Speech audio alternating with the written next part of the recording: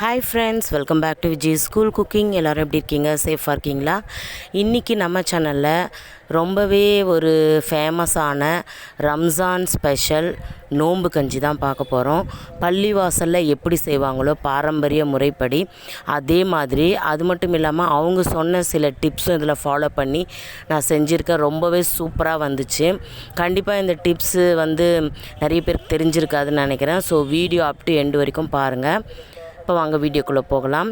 ஒரு பவுலில் நான் 1 கிளாஸ் அளவுக்கு பச்சரிசி எடுத்திருக்கேன். இந்த கிளாஸில் தான் நான் எடுத்திருக்கேன். நீங்கள் எதில் கப்போ இல்லை மெஷரிங் கப்போ இல்லை இது மாதிரி கிளாஸோ எதில் எடுக்கிறீங்களோ அதிலே மற்ற எல்லா பொருளுமே நீங்கள் அளவு எடுத்துக்கணும். இப்போது 1 கிளாஸ் பச்சரிசிக்கு கால் கிளாஸ்க்கு பைத்தம்பருப்பு எடுத்திருக்கேன். பாசி பருப்பு எடுத்திருக்கேன். அந்த 1 கிளாஸில் 1/4 பாகம் பைத்தம்பருப்பு எடுத்திருக்கேன். இப்போது பச்சரிசியும் இந்த பைத்தம்பருப்பையும் தனித்தனியாக தான் நீங்கள் ஊற வைக்கணும். இப்போ அந்த பைத்தம்பருப்பு கூடவே 1 ஸ்பூன் அளவுக்கு வெந்தயம் சேர்த்துக்கோங்க. வெந்தயம் கண்டிப்பாக சேர்த்தே ஆகணும், அதை ஸ்கிப் பண்ணாதீங்க. இப்போ நாம் இதை தனித்தனியாக நல்லா வாஷ் பண்ணிவிட்டு ஒரு 1/2 ஹவருக்கு நீங்கள் ஊற வச்சிடணும். நீங்கள் எப்போ செய்ய போகிறீங்களோ ஒரு அரை மணி நேரத்துக்கு முன்னாடி இது ரெண்டுத்தையும் நீங்கள் ஊற வச்சிடணும். அப்போ தான் நம்ம குயிக்காக செய்ய முடியும். இது நல்லா ஊறிடுச்சுன்னா ஜஸ்ட்டு ஒரு 15 மினிட்ஸில் நாம் செஞ்சிடலாம்.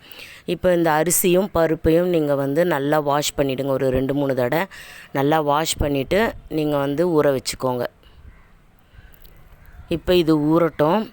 இப்போ பார்த்தீங்கன்னா அரை மணி நேரம் ஆகிடுச்சு, நல்லா ஊறிடுச்சு. இப்போ நம்ம நோம்பு கஞ்சி எப்படி செய்யலான்னு பார்க்கலாம். அதுக்கு ஒரு அகலமான பாத்திரம் ஒன்று எடுத்துக்கோங்க. இது மாதிரி கஞ்சி நாம் செய்கிறதுக்கு. இதில் நீங்கள் எந்த கிளாஸில் அரிசியும் பருப்பும் அளந்தீங்களோ அதே கிளாஸில் 10 கிளாஸ் தண்ணி விடணும். 10 கிளாஸ் பர்ஃபெக்டாக இருக்கும். அந்த கஞ்சியோட கன்சிஸ்டன்சி கரெக்டாக வரும். 10 கிளாஸ் தண்ணி விட்டு இதை நீங்கள் ஸ்டவ் ஆன் பண்ணிவிட்டு நல்லா இந்த தண்ணியை கொதிக்க விடணும். நம்ம சாதம்லாம் வடிப்போம்ல அதே மெத்தடு தான். தண்ணியை நல்லா கொதிக்க விட்டு அதுக்கப்புறம் நம்ம இந்த அரிசியும் பருப்பையும் வெந்தயத்தையும் நம்ம சேர்க்க போகிறோம். இப்போ தண்ணி நல்லா கொதிக்கட்டும். இப்போ இது ஒரு மூடி போட்டு நம்ம மூடி வச்சிடலாம். நல்லா கொதி வந்ததும் நாம் அரிசியும் பருப்பையும் சேர்க்கலாம். இப்போ பார்த்திங்கன்னா லைட்டாக கொதி வந்துடுச்சு. இப்போ நான் அரிசியும் பருப்பையும் இதில் சேர்த்துக்கிறேன். இதில் ஒரு 10 நிமிஷம் நீங்கள் ஹை ஃப்ளேமில் வச்சிங்கனாலே போதும். ஒரு 3/4 பதத்துக்கு வெந்துடும். அதுக்கப்புறம் நாம் மற்ற இன்க்ரீடியன்ட்ஸ்லாம் என்னென்ன சேர்க்கலான்னு நான் சொல்கிறேன். இப்போ இதுக்கு தேவையான அளவு கல்லுப்பு சேர்த்துக்கோங்க. கல்லுப்பு தான் சேர்க்கணுன்னு இல்லை, சால்ட் உப்பும் சேர்த்துக்கலாம். ஆனால் கல்லுப்பு சேர்த்து செய்யும்போது ஒரு கூடுதல் சுவையாக இருக்கும். கல்லுப்பு சேர்த்துட்டு நல்லா மிக்ஸ் பண்ணிக்கலாம். இப்போ ஒரு 3/4 பாகம் வெந்துடுச்சு.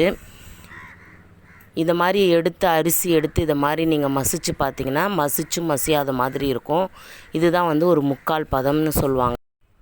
இப்போ நாம் இதில் என்னென்ன இன்க்ரீடியன்ட் சேர்க்கலான்னு பார்த்தீங்கன்னா, சின்ன வெங்காயம் ஒரு 10 எடுத்துக்கோங்க. அதை நல்லா சின்னதாக இது மாதிரி கட் பண்ணிவிட்டு 2ஆக பிரிச்சுக்கோங்க. முதல் ஆஃப் நீங்கள் இப்போ சேர்த்துடலாம். மீதி கொஞ்சம் இருக்கிறத அப்படியே எடுத்து வச்சுருங்க. இது நான் பின்னாடி எப்படி செய்யணும்னு சொல்கிறேன். அதே மாதிரி தான் பெரிய வெங்காயம், ஒரு வெங்காயம் எடுத்து இது மாதிரி நீல வாக்கில் கட் பண்ணிக்கோங்க. அதுலேயும் பாதி சேர்த்துக்கோங்க, பாதி அப்படியே எடுத்து வச்சுருங்க. அடுத்ததாக பார்த்திங்கன்னா பச்சை மிளகாய் ஒரு 4 எடுத்திருக்கேன். அதில் ஒரு 2 போட்டுடலாம், 2 பாதி அப்படியே எடுத்து வச்சுருங்க.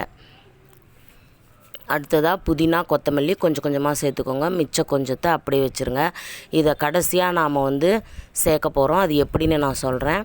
இப்போ கேரட் ஒரு சின்ன கேரட்டை சின்னதாக கட் பண்ணி முழுசாக சேர்த்துக்கலாம். தக்காளி ஒரு பழம் எடுத்திருக்கேன். அது 1 சேர்த்துக்கோங்க. பாதி சேர்த்துட்டு பாதி எடுத்து வச்சுருங்க. இப்போ இது எல்லாத்தையும் நல்லா மிக்ஸ் பண்ணிக்கோங்க. இப்போ இதை நல்லா கொதிக்க விடுங்க. இன்னும் ஒரு 5 நிமிஷம் நல்லா கொதிச்சுதுன்னா இந்த கஞ்சி நல்லா வெந்துடும். அந்த அரிசிலாம் நல்லா குழஞ்சி வந்துடும். சில பேர் இந்த ஸ்டெப்போடு நிறுத்திடுவாங்க. ஆனால் பள்ளி வாசலில் இதுக்கப்புறம் ஒரு ஸ்டெப் செய்கிறாங்க. அதுதான் அந்த நோம்பு கஞ்சிக்கு கூடுதலான ஒரு சுவை கொடுக்குது. அது என்னன்னு நான் சொல்கிறேன். இப்போ பார்த்திங்கன்னா நம்மளுடைய நோம்பு கஞ்சி நல்லா கொதித்து நல்லா வெந்து வந்திருக்கு. பார்த்திங்கன்னா தெரியும், நல்லா குழஞ்சி இருக்குது. இப்போ இதை அப்படியே நாம் ஒரு ஓரமாக இறக்கி வச்சிடலாம். இப்போ நாம் ஒரு சின்ன தாளிப்பு கொடுக்க போகிறோம். இப்போ நீங்கள் இதை அந்த பக்கம் அந்த ஸ்டவ்வில் மாற்றி வச்சிடலாம். அப்படியே நார்மலாகவே எடுத்து இறக்கி வச்சுருங்க.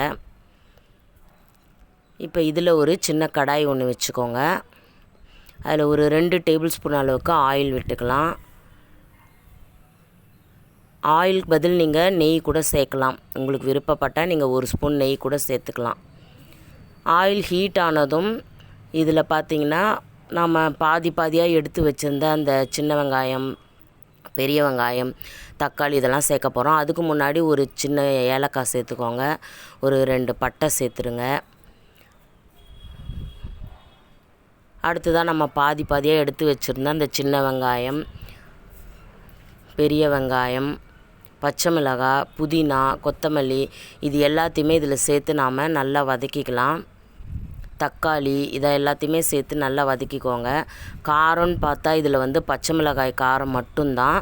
அதிக காரம் இருக்கிற பச்சை மிளகாய் நீங்கள் எடுத்திங்கன்னா 2 பச்சை மிளகாய் சேர்த்துக்கோங்க போதும்.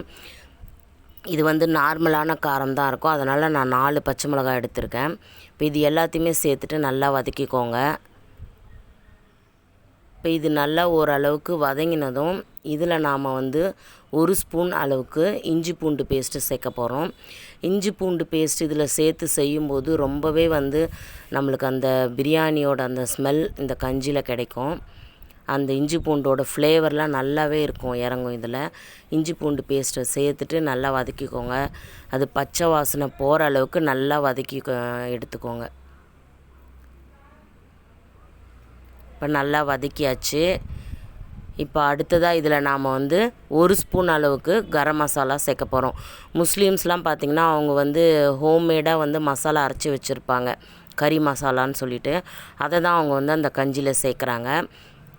நம்மக்கிட்ட இல்லாதனால நம்ம கரம் மசாலா சேர்த்துக்கலாம். கரம் மசாலாவுக்கு பதில் சிக்கன் மசாலா சேர்த்துக்கலாம், இல்லை மட்டன் மசாலா சேர்த்துக்கலாம். ஜஸ்ட் அது ஒரு ஃப்ளேவருக்கு தான் 1 ஸ்பூன் அளவுக்கு சேர்த்துக்கோங்க. இப்போ இது நல்லா கொஞ்சம் பச்சை வாசனை போயிடுச்சு இந்த மசாலா. இருந்தாலும் கொஞ்சம் ட்ரையாக இருக்குது, அதனால் நம்ம கொஞ்சமாக தண்ணி விட்டுக்கலாம். கொஞ்சம் தண்ணி விட்டுட்டு லைட்டாக ஒரு கிரேவி மாதிரி செஞ்சுக்கலாம். இப்போ கொஞ்சமாக நான் தண்ணி விட்டுட்டேன். இப்போ இது நல்லா இன்னும் கொஞ்சம் பச்சை வாசனை போகட்டும். இதை நல்லா வதக்கிட்டு நாம் இதை அதில் சேர்த்துக்கலாம். ஃப்ரெண்ட்ஸ், இந்த வீடியோ பிடிச்சிருந்தா கண்டிப்பாக இந்த வீடியோக்கு ஒரு லைக் பண்ணுங்கள். இப்போ பார்த்திங்கன்னா நல்லா வதங்கிடுச்சு. இப்போ நாம் வதக்கினதை எடுத்து நாம் திருப்பி அந்த நோம்பு கஞ்சியில் சேர்க்க போகிறோம். இப்போ இதை எடுத்து ஒரு ஓரமாக வச்சுட்டு நீங்கள் நோம்பு கஞ்சை மறுபடியும் எடுத்து வச்சுருங்க. அது ஒரு 2 கொதிக்கட்டும். கொதிக்கும்போது நாம் இதை சேர்த்துடலாம். இப்போ நல்லா கொஞ்சம் கொதிக்க ஆரம்பிச்சிருக்கு. இதை ஒரு எடுத்து நாம் இதில் சேர்த்துட்டு நல்லா மிக்ஸ் பண்ணிக்கலாம். நல்லா மிக்ஸ் பண்ணிவிட்டு ஒரு 5 நிமிஷம் இல்லைன்னா ஒரு 3 நிமிஷத்தில் வந்து நல்லா கொதிக்க விடுங்க. நல்லா கொதிச்சிடுச்சு. இப்போ லாஸ்ட் அண்ட் ஃபைனல் இன்க்ரீடியன்ட்ஸ் நம்ம தேங்காய் பால் சேர்க்க போகிறோம். நீங்கள் எந்த கிளாஸில் வந்து அரிசி பருப்புலாம் அளந்தீங்களோ அதில் ஒரு 1/4 கிளாஸ் அளவுக்கு நல்லா திக்கான தேங்காய் பாலாக சேர்த்துக்கோங்க. சேர்த்துட்டு நல்லா ஒரு கொதி வந்ததும் கொத்தமல்லி தூவிட்டு நீங்கள் இறக்கிடலாம். அவ்வளோதான் ஃப்ரெண்ட்ஸ், நம்மளுடைய பள்ளிவாசல் பாரம்பரிய நோம்பு கஞ்சி சூப்பராக ரெடி ஆகிடுச்சு. இந்த நோம்பு கஞ்சியில் நிறைய வெரைட்டிஸ் இருக்குது. இதுலேயே சிக்கன் மட்டன்லாம் போட்டு கூட செய்வாங்க. அதை நான் அடுத்தடுத்த வீடியோவில் உங்களுக்கு நான் போஸ்ட் பண்ணுறேன். இப்போது நம்மளுடைய நோம்பு கஞ்சி ரெடி ஆகிடுச்சு. இதை நீங்கள் ஒரு பவுலில் சர்வ் பண்ணலாம். ரொம்பவே வந்து ஒரு ஹெல்த்தியான ஒரு பிரேக்ஃபாஸ்ட்டுன்னு சொல்லலாம். ஓகே ஃப்ரெண்ட்ஸ், இந்த ரெசிபி கண்டிப்பாக உங்களுக்கு ஒரு யூஸ்ஃபுல் ரெசிபியாக இருக்கும்னு நினைக்கிறேன். கண்டிப்பாக இது ஒரு பயனுள்ள வீடியோவாக இருக்கும்னு நினைக்கிறேன். இந்த வீடியோ பிடிச்சிருந்தா நம்ம சேனலை லைக் பண்ணுங்கள், ஷேர் பண்ணுங்கள், கமெண்ட் பண்ணுங்கள் அண்ட் மறக்காமல் சப்ஸ்கிரைப் பண்ணுங்கள். நெக்ஸ்ட் ஒரு இன்ட்ரெஸ்டிங்கான வீடியோவில் சந்திக்கிறேன். Until then, bye from Vijis. Thanks for watching.